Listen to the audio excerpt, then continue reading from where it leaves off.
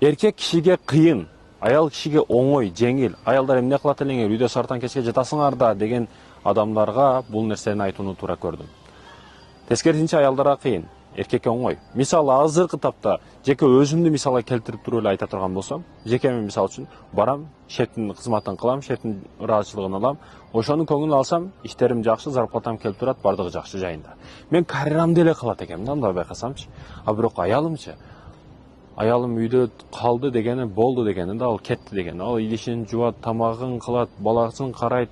Бул не деген эмгек? Кайненесин көңүлүн алат, кайнатасын көңүлүн алат, андан ашып түшкөндө кайнесиңди, тууган уруктары келип калат, аларды да көңүлүн алыш керек, кызматын кылыш керек. Айтор мындай эле салыштырып көргөндө өтө оор болуп атат. Буга плюс жумушка барып дагы өзүнүн жумушун кылып келиш керек да. Мугалим болсо мектепте сабак берип келиш керек.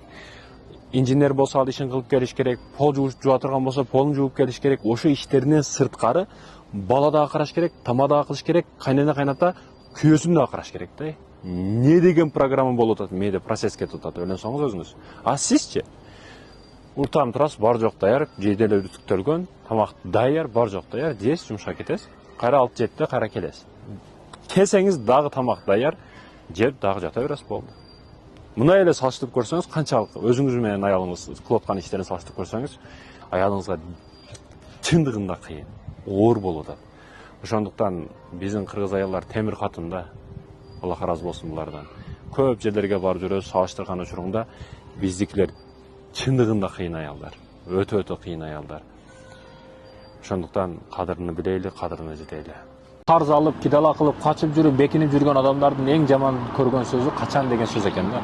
Себеби берген адам келип качан бересиң дей бергенден кийин качан деген сөздү жаман көрүп калат экен да. Карз маселесинде чындыгында бүгүн колуң менен бересиң, бутуң менен чуркайсың да. Кээде карз берип аткан адам бир нерсеге маани бериш керек, ушул адам бере албай калышы мүмкүн. Колунан келбей калсачы, берилген айткан датага чейин бере албай калсачы, кээде убакыт соза аламбы, кээде кечип кете аламбы деген нерселерди ойлонуп коюш керек да. Ошондо жеңилдик болот. Карз маселеси өтө оор маселе. Карз маселесиге Аллах Тааланын өзү дагы киришпейт акыретте. Ошондуктан карзга качып жүргөндө силер акыретте катуу түшөсүңөр, катуу банкрот болосуңар. Качан ишиң жүрүшөт. Ошо карз алып, эптеп карзга кийиштирип жүргөн адамдар карасаң, бири бизнес окшобойт, бири иши ийгиликтүү болбойт. Неге? Сен алып карзга кийиштирип жүргөн адам да. Бизнесим өнүксүн, жакшы адам болоюн десең, бир ийгиликке жетейин десең, анда сен биринчи карздардан кутулууну башта. Ал адамдардын акчасынан, ал каза болгон намаздардан, ал Аллахка болгон намазыңдан, орозоңдон бардыгынан башта. Карздардан кутул. Ошондо иштериң ийгиликтүү болот, тапканың берекелүү болот. Аялдар дагы, эркектер дагы, адамдар бүгүн көп адашууда да. Эмне кылып адашууда? Комфортты издеп атабыз. Эмне болсо жумшагы болсун деп атабыз. Машинанын дагы жумшагы, үйдүн дагы жакшысы, жумшагы, дачасы болсун дейбиз. Эс алганды дагы сонун жери болсун дейбиз. Айтор кемчиликсиз, катасыз, сонун жер, идеал жумшак жерлерди издеп атабыз. Билесизби, жумшак, идеал, комфорт өзү эмне? Бул жан дүйнөнүн тынчтыгы, көңүлдүн тынчтыгы. Бирок ошо бардык нерсеси бар адамдарды байкасаңыз, дачасы дагы бар, кораблдары бар, үйлөрү бар, Туркияда үйү бар, Европада үйү бар, ошо адамдарды байкасаңыз, негедир жан дүйнөсүндө тынчтыгы жок. Билесизби, Ибн Сина айткандай, ден соолугуң, мына денеңдин жакшы болушуна 100% руханият себепчи. Баягы биз медицинадан ишенбесеңиз, врачтардан да сурап көрсөңүз болот. Көп нерсе ашыкча ойлонуудан, стресстен, нервтен келип чыгат дейт да врачтар. А бул нерв, ойлонуу, бул ашыкча ойлор деген руханиятка тиешелүү маселе.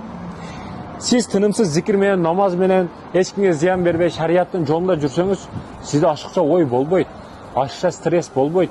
Демек жан дүйнөңүздө тынчтык болот дегени. Тынчтык болот дегени, денеңизге эч кандай оору келбейт дегени. Ошондуктан да руханиятыбызды карайлы. Бүгүн биз денебизге ар кандай химикаттарды, кичине ооруп калсак, врачка чуркап, ар кандай химикаттарды жутабыз. Бирок руханиятыбызга эмне кылып атабыз? Руханиятыбыз тынч жүрсүн эле, жан дүйнөбүз тынч болсун эле. Биз ошондо эч нерсе уткурбайбыз, ден соолугубуз дагы сонун болот. Сүйөсүзбү же байланып калгансызбы? Bunun kээ bir ayırmaları var. Bugün köpçülük nikege çeyin, nike kıydırбай эле девушка парик болуп жүрүшөт. Париги сүйөм дейт, нарыгысы күйөм дейт. Булар шарттуу да. Неге ортого бир шарт коюлган? Мороженое алып бересиң, подарка алып бересиң, киного алып барасың, дагы не? Ортого бир байланыштуу шарттар бар да. Эч нерсесиз бири-бириге сүйүү жок. Айтайын дегеним, силер бири-бириңерге адаттарыңарга кичине үйрөнүп калдыңар. Сепкен дух исиге, жакшыраак атырыга, жакшыраак кийимиге, жакшыраак жасанып чыкса, деп бири-бириге үйрөнүп, кичине силер үйрөнүп калдыңар. Бирок сүйүү деген түбөлүктүү болот.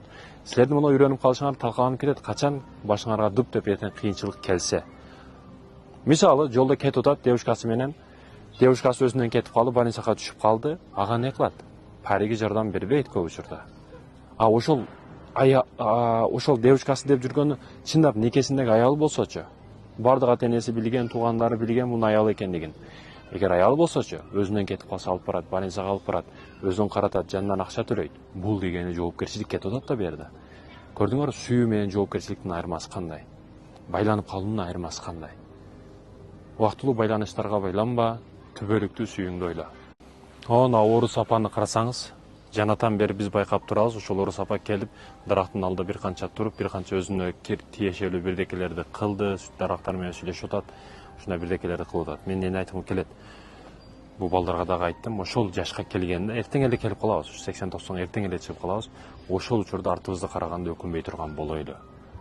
Өзүбүздө, динибизде, Кудайдын алдыга бара турган маселелерде бүт бардыгында көзүмүздү чындап катуу жумган учурда артка карап эч нерседен өкүнбөй турган болойлу. Ал үчүн азыртан даярданышыбыз керек. Азыр көзүңдү жумуп артын карап көрчү. Мисалы 25-30га чыктың. Артыңда өкүнө турган нерсең барбы, жокпу? Жок болсо куттуктаймын. 90 жашка чыкканда деле өкүнүү болбойт иншалла. Бирок азыртан өзүңдү этап турлашың керек. Жаштык учуру өтө өкүнүчтүү, өтө кубанычтуу учур. Эгерде буну туура пайдалансаң, өтө кубанычка бай болот. Эгер туура эмес пайдалансаң, өкүнүчкө бай болот. Өмүр бою өкүнүп өтүп кетишиңе ушул жаштык себепчи болуп калат. Жаштыгыңды туура пайдалан. Ушундай жашка келген учурда, ушул бабушкалардын учуруна келген учурда өзүң жалгыз калып кетпегин дейм да. Артыңда өкүнүч жана өзүңдүн күнөөлөрүң жана өзүң болуп калба. Мына ошол интернетти жарган звезда жерге келдик. Интернеттин керемети менен шарафаты менен өтө звезда жер. Бул башка өлкөдө эмес, сууга кошулбаган жер. Башка суу башка жерде, башка суу башка жерде дегени. Балыктары дагы бири-бириге аралашпайт экен деген маселе жок. Бирок бардыгы биригет. Мына ошол можуза жер. Бул башка өлкөдө эмес, бул биздин Кыргызстаныбызда Ысык-Көлдүн жолунда Кеминге кире бериште. Кеминдин жолуна 500 метрдей кирген учурда Чүй каналы менен Кеминдин суусу экөө бири-бириге бириккен жер мына ушул жер. Интернеттин шарафаты менен өтө звезда болду бул жер дагы. Аллах насип кылыптыр бизге дагы көргөнгө. Мына ушул сонун кооз жер. Машалла, табаракалла. Аллах Таала суу менен жашоо бердик дейт.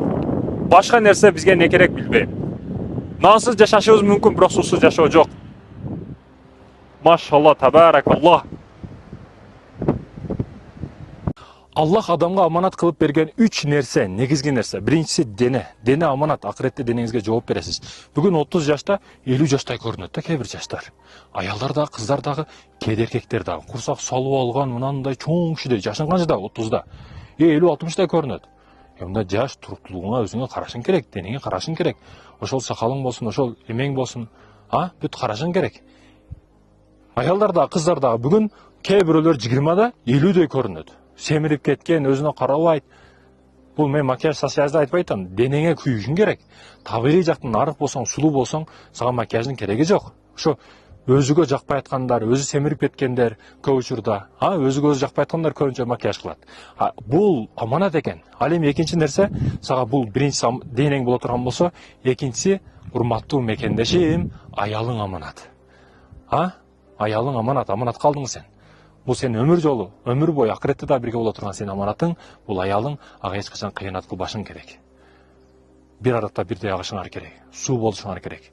Ар бир жерде суу эч өзгөрбөйт го. Нени ишке койсоң суу бойдон кала берет. Суу болушуңар керек, бир аракта агышыңар керек. Ал эми үчүнчү аманат кылып берген бул урматтуу мекендешим не? Бүгүн бар эртең жок, ата-энең.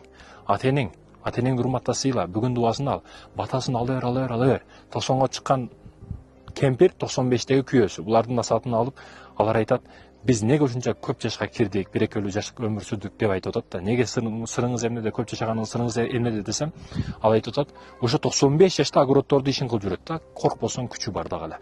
Неге сырын эмнеде десең, мен көбінше мына паланча жерде кары кемпир бар дуасын алып кел дейт эле. Ата энем кичине тамак кылып барып дуасын алып келет элем.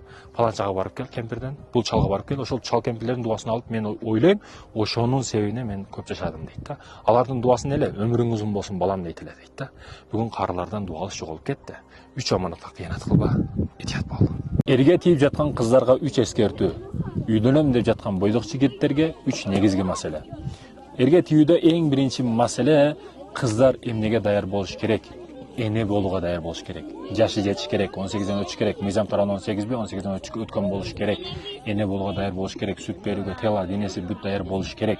Кээ бирөөлөр 18ге жете элек, фигуралар да бүт толуп даяр болуп калат. Кээде кээ бирөөлөр 18 ошондуктан да 18ден өткөн болуш керек, урматтуу аялдар. Эне болууга даяр болуш керек деген ушул физический жактарын бүт эске алабыз. Экинчи маселе тарбия берүүгө даяр болуш керек. Тарбия бере алабы? Өзү тарбиялуубу? Кээ бирөөлөр 20га чыкты дагы эле тарбиясыз жагы эле баягы секелек кыз да өзүн эркин сезип жүрөт. Жок, сен эне болосуң, апа болосуң, балаңа кандай тарбия бересиң? Өзүң тарбиялуусуңбу? Ошол маселеге маани бериш керек. Ал эми үчүнчүсү итаат кылганды үйрөнүш керек. Көп кыздар бүгүн өз алдынча менин карьерам бар, менин андайым бар, мындайым бар, мен өзүмчүл болушум керек деп алат. Жок, сен даярсыңбы? Итаат кылганга, күйөөңө, балдарыңдын шоктугуна, бардыгына итаат кыла аласыңбы, чыда аласыңбы? Кайнана кайнатаңдын сөздөрүн көтөрө аласыңбы? Ушул нерселерге маани бер. Ал эми бойдок эркектер эмне маселеге маани бериш керек? 3 маселеге, негизги маселеге маани бериш керек. Биринчиден, эмне десеңиз, бул коргош маселеси. Аялыны жаман көздөрдөн, жаман сөздөрдөн, кыйбаттардан, кээде тууган уруктары жаман каршы келип, ушу катынын жеп коеюн деп ошол вринялардан баарынан сактай алабы, жокпу? Ошол маселелерге маани бериш керек. Айтор коргош керек, аюудан, жырткычтан, жаман көздөрдөн, жаман эркектердин жырткыч көздүгүнөн, бардыгынан коргошко даяр болуш керек. Экинчи жааты, жөнөкөй продукта деп койдум, бар жок менен камсыз кылыш керек. Кийим кече, тамак аш, ушу жүргөн турганы бардыгын камсыз кылыш керек. Элден кем болбой жашаш керек аял киши. Экинчиси экен, бул камсыздоо жааты. Биринчисинде дедик, бул коргоо жааты. Ал эми үчүнчүсү не десеңиз, бул сабыр кылганды үйрөнүш керек. Аялынын шоктуктарына, кээде туура эмес кыйбылын аракеттери кылып коюшу мүмкүн, кээде нервиңизге тип, айтор бардыгына сабыр кылганды үйрөнүш керек. Үчүнчү маселе. Мындай табиятта азыр биз көлтөрдөбүз, урматтуу мекендешим, өзгөчө сонун өзүбүздүн көлтөрүбүздөбүз. Ушул жерден ушул кайрылууну туура көрдүм. Алтын башыңыздар аман болсун, бойдок жигиттерге жаш кыздар насип этсин. Бул жактар бүт тоолор, тоодой катуу, тоодой сабырдуу аялдар насип этсин бойдок жигиттерге, кыздарга жакшынакай өмүрлүк жолдош насип этсин. Аллаху акбар. Эриң башкасы менен жүрүп атабы? Эриң ойноштук кылып атабы? Мунун жалгыз жолу, билүүнүн жолу сен помада коюшуң керек. Атайын өптүрүш болуп, ана муну кимдики деп кайра сурап күйөөңүздү чыгарсаң болот. Же кээ бир аялдар бар, өзүнө тиешелүү маселелерди, ич кийимдерин болсун, машинасына коюп күйөөсүнүн, же атайын помадалары болсун, аны кийимине же атайын рюкзагына, сумкасына салып коюп, айтор проверка, для проверки. Балким башкалар менен жүрүп атабы, жүрбөй атабы, ошону билиш үчүн, билиш максатында өзүнүн каражаттарын атайын текшеришин күйөөсүнө коюп, доомат кылып, сен ким менен жүрүп атасың, бул кимдин буюму, кайсы кыздыгы, кайсы аялдыкы деп ызы чуу чыгаруу максатында ошол нерсени кылгандар бар экен. Бул ишиңер арам, токтоткула. Ишенч болбосо кандай болот? Сен ошол нерсени текшерип атасың. Мисалы жөнөкөй эле телефонду ачып текшерип атасың. Телефонду текшерсем негизи туура эмес, мүмкүн эмес, эриңиздикин. Ошол телефонду дагы негизи эле ошо проверка для проверки кылып атасыз, жүрөбү жүрбөйбү деп, Сиздин текшерүүдөн максатыңыз эмне? Ажырашуубу же жашап кетүү? Сиздин максатыңыз эмне өзү? Ажырашып кетүү болсо ошого ылайыктуу себептер табасыз, шайтан таап берет сизге. Жашап кетүү болсочу? Жашап кетүү болсо көзүбүздү бекем кысып, бири-бирибизге ишенип жашашыбыз керек. Болбосо болбойт жашоо. Чынбы? Урматтуу мекендештерим, мен Алмакан, анан байкасаңыздар, могу жерде дагы бир Алмакан. Экөөбүз бири-бирибизге жете албай атабыз. Эх, сүйүү, эх, махаббат, жете албай калган армандар, дәрт, sevgi дейт го. Мына ушулар баардыгы, мен буга жете албай атам, Алмага жете албай атат. Же мен бара албай атам, же Алмага келе албай атат. Сүйүү ушундай да өзү, Машалла. Мына карасаңыз, экөөнүн жүрүшүн. Эр катындар, Машалла, булардын буттарына таң калдым, машалла. Ушунчалык күчтүү болот экен. Крокодилдин оозу 2 тонна, 3 тонна таштайт го, бир тиштегенде. Ошол сыяктуу булардын буттары да ушуну бекем кармайт экен да. Аллах Таала ушундай керемет жаратып туруй.